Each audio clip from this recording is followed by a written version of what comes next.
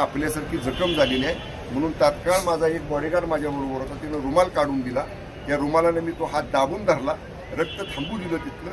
आणि ही सगळं संपल्यानंतर मग मी डॉक्टरला बोलून ती स्वच्छ करून घेतलं आणि डॉक्टरने त्याला बँडेज. तुम्ही तक्रार दाखल करणार आहे का?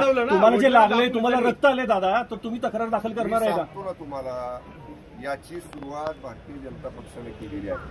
याचा शेवट आम्ही दोघं तिघजण मिळून करू जिल्ह्यात. चला बरं. 30 ते 30 नाही, एक मिनिट. 30 मध्ये 2 आमचे कोर्टात पोलीस स्टेशनला नेले आणि शेवटच्या उमेदवाराला शेवटचा सदस्य जो होता कामेश कांबळे, तो अजिबात हात वरती करत नव्हता.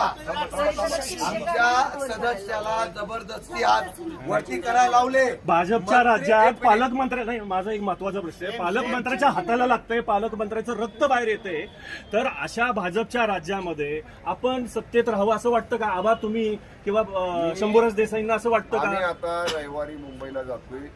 मी हा सगळा इतिवृत्तांत, माननीय एकनाथजी शिंदे साहेब आमचे मुख्य नेते आहेत, त्यांच्या पहिल्यापासून आतापर्यंत काय काय घडलं हा सगळा इतिवृत्तांत भेटून समक्ष मी शिंदे साहेबांना सांगणार आहे. मान्य आबा सुनेत्रताई वहिनी साहेबांना आणि तटकरे साहेबांना हे सांगतील. आमच्या वरिष्ठ नेत्यांना आम्ही सगळे हकीकत सांगू कशा पद्धतीने हे घडलं.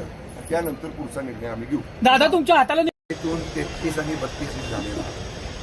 एका मताने आमची सीट 100% अध्यक्ष उपाध्यक्षाची निवडणूक झाली आहे. आणि हे ज्यावेळेला होत नाही म्हटल्यानंतर ते केलेलं षडयंत्र आहे. त्यामध्ये प्रशासन, त्यामध्ये पोलीस यंत्रणा सगळे सामील आहेत. आणि ऐका, सामील आहेत. विशेषतः ज्या पद्धतीने लोकशाहीमध्ये आजही कोर्टाचे निर्णय आहेत की मतदानाचा अधिकार बजावण्याचा अधिकार असताना सुद्धा पोलिसांनी मतदानाला वरती आलेल्या असलेल्या सदस्यांना नेणं हे लोकशाहीच्या दत्तक नाही. कारवाई कायदेशीर